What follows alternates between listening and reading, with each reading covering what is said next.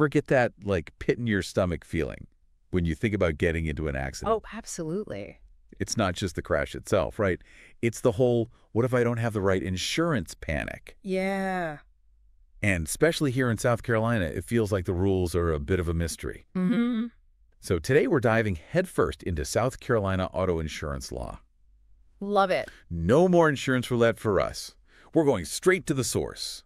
The Law of Automobile Insurance in South Carolina, 8th edition. Okay.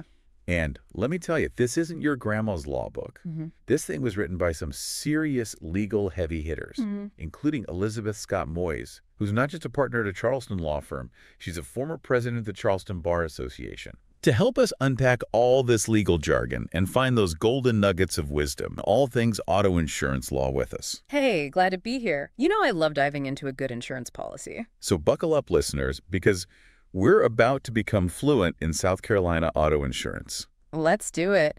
I think a lot of people out there think about their insurance as like this mysterious thing that they just hope they never actually have to use. Oh, 100%. But the more you know about it, the more confident you feel behind the wheel, Exactly. Knowledge is power, especially when it comes to something as important as insurance. So let's start with the basics. Why is insurance even regulated at the state level? What's the deal with that? I've heard whispers about this thing called the McCarran-Ferguson Act. Ah, yes, the McCarran-Ferguson Act. Honestly, it sounds a bit like something from a history textbook, not something that affects my driving life today. You're not wrong. It does have a bit of a historical ring to it. But believe it or not, it's incredibly relevant to why we have such specific car insurance laws here in South Carolina. Basically, this act gave the insurance industry an exemption. An exemption from what? From federal antitrust laws. Wait, so they don't have to play by the same rules that keep things competitive? That's the gist of it, yeah. But like most things in the legal world, there's a trade-off. Okay, there's always a catch. Right.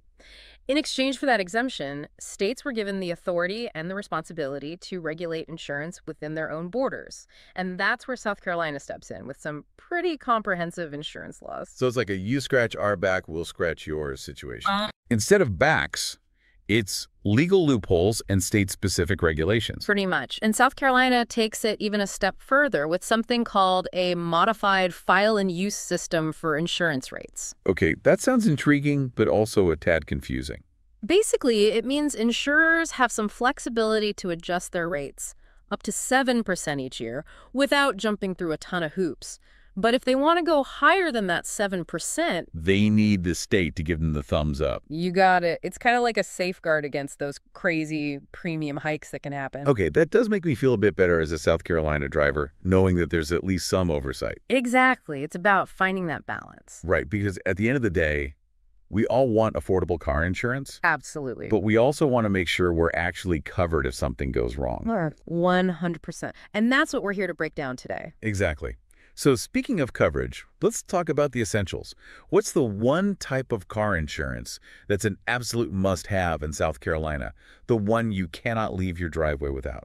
That would be liability insurance. Plain and simple. South Carolina is what's called a compulsory insurance state. Compulsory. Right. Sounds serious. It is.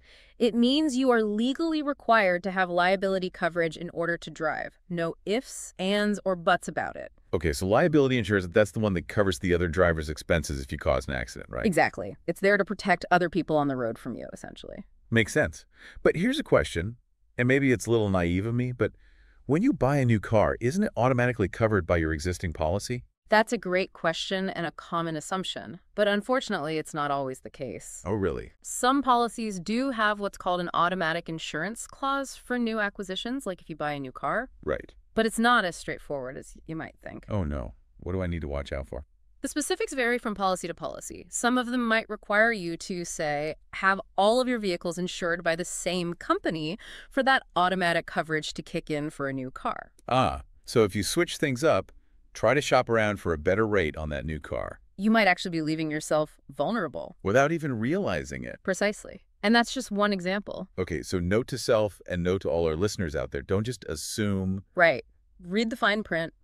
Ask questions. because insurance is definitely one of those areas where the details really, really matter. We can make or break you when you need it most. So we've covered the must-have liability coverage and those tricky new car situations. But let's get down to the nitty-gritty of who's actually covered under a typical South Carolina auto insurance policy. Yeah. It can't just be anyone who hops in the driver's seat, right? You'd think so, wouldn't you? But you're right, it's a bit more nuanced than that. You've got your named insured, which is pretty self-explanatory, the person the policy is actually issued to. Right. They're the ones footing the bill, so to speak. Exactly. Then you have resident spouse and relatives. Okay, so family members are usually covered too. Makes sense. But, and this is where it gets tricky, that term resident is doing a lot of heavy lifting in those definitions. Okay, so it's not just about being related to the policyholder. You've got to actually live with them too. You got it. Let's say you lend your car to a friend who lives across town. Right. And they get into a fender bender. Depending on how your policy defines a resident, your friend might not be covered. And that could leave you in a very awkward, not to mention expensive, situation. Absolutely. So it's always a good idea to, check your policy before lending out those keys. Definitely a good reminder. And while we're on the topic of potentially tricky situations, let's talk about exclusions. Ah, yes, exclusion. Those are like the loopholes of the insurance world, right? In a way, yeah. There's specific scenarios where your coverage might be limited or even non-existent. Okay, give me some examples. What kind of exclusions should I be aware of? Well, a common one is an exclusion for intentional acts. So if you decide to recreate your favorite scene from Fast and Furious Let's not get any ideas. and ram someone's car on purpose, your insurance company is not going to be too happy. Right. Because road rage isn't covered under any circumstances. Not usually, no. Another big one is the named driver exclusion. What's that? That's where the policyholder can specifically exclude someone from coverage.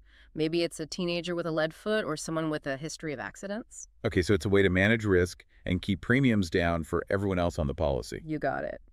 And then there are things like employee exclusions, which prevent coverage for injuries that should fall under workers' compensation, Makes sense. and business use exclusions to keep personal and commercial coverage separate. So it's all about making sure the right type of insurance is being used for the right situation. Precisely. But here's where things get interesting. There's a South Carolina case, State Farm Mutual Automobile Insurance Co. v. Moore, Okay, hit me with it. where the court actually questioned the whole intentional acts exclusion when it involved a non-owned vehicle. Non-owned. So like a rental car or borrowing a friend's car? Exactly. The court basically said if you can't exclude intentional acts when someone's driving their own car, why should it be different with a borrowed one? So even if it's not my car, my insurance might still be on the hook for my intentional actions. That's a bit unsettling. Right. It really highlights how those seemingly small details in your policy can have huge implications. Details matter. Noted. Okay, so let's say I'm doing everything by the book. I've got all my bases covered. But the person who hits me, well, they either don't have insurance or they don't have enough to cover the damage. What happens then? That, my friend, is where underinsured motorist coverage comes in. UMUIM. I always get those two mixed up. It's understandable. Uninsured motorist coverage steps in when the at-fault driver has absolutely NO insurance. So hit and runs, people who are breaking the law by driving without insurance. Got it. Exactly. Underinsured motorist coverage, or UIM, on the other hand, is there for when the at-fault driver does have insurance, but their limits are too low to cover your damages. So if someone rear-ends me and they only have the bare minimum liability coverage, UIM could help cover the difference. That's the idea. Now, it's important to remember that these coverages are mutually exclusive. They can't both apply to the same accident. Okay, good to know. And here's another thing to keep in mind. Let's say an out-of-state driver causes an accident here in South Carolina. If their liability limits are lower than what's required in our state, they're actually considered uninsured under South Carolina law. Really? So even if they technically have insurance back home, they might be treated as uninsured here. That's kind of a big deal. It is. That's why understanding the specifics of South Carolina law is so important. Okay, so another scenario for you, the dreaded hit and run. Surely UM coverage would kick in for that, right? It would. But, and you knew there was going to be a but, didn't you? Always a catch. To recover UM benefits in a hit and run, you absolutely need to file a sworn affidavit with the insurance company. And we're talking very specific details about the accident. Wait, so even if I have a witness who saw the whole thing, it's not enough. I need an affidavit too. You do. There have actually been cases, Collins and Gilliland to be exact, where claims were denied because the affidavits didn't meet the strict requirements. Wow. Okay, so dot your I's and cross your T's, folks, because those details matter. 100%. Now, have you heard of this thing called stacking UIM coverage? I have, but honestly, it kind of makes my head spin. It can be a bit confusing, I'll give you that. Essentially, stacking allows you to combine the UIM coverage from multiple vehicles on your policy, or even across different policies, to increase the total amount you can claim. So more cars equals more coverage. Sign me up. Well, not so fast. Like anything in insurance, there are rules and limitations. Of course there are. It usually only applies to Class I insureds, meaning the people directly involved in the accident, not just passengers. Okay, so there are some hoops to jump through. There are. And to make things even more interesting, there are court cases that illustrate just how complex stacking can get. Oh, I'm sure there are. Give me an example. There's a case, Ohio Casualty Insurance Co. v. Hill, where the insured got into an accident while riding his motorcycle. Okay. Now, he had opted out of UIM coverage on the motorcycle itself, but he had two other vehicles with UIM on his policy. So he figured he could just stack the coverage from those other vehicles. Seems logical enough. Right, that was the plan. But there was a problem. Because he had specifically rejected UIM coverage for the motorcycle he was riding at the time, the court said he couldn't stack coverage from his other vehicles, even though he was a Class I insured. Ouch. That's what we call an expensive oversight. It seems like every time you think you've got insurance figured out, there's another layer of complexity waiting to trip you up. You're telling me. But that's why we're here to shed some light on these tricky situations. Exactly. So speaking of shedding light, let's talk about damage to your own vehicle. Okay, so we're moving on from who's covered to making sure your car is protected. Exactly. When it comes to damage to my own car, what are my options? What do I need to know? The two main types of coverage you'll want to think about are collision and comprehensive. Collision versus comprehensive.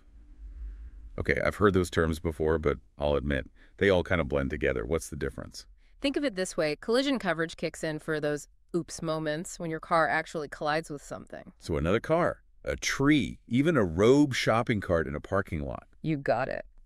Comprehensive, on the other hand, is for those what are the odds situations. Things like theft, vandalism, fire, hailstorms, even hitting a deer falls under comprehensive. Okay, so collision is for the things you kind of expect might happen, and comprehensive is for everything else.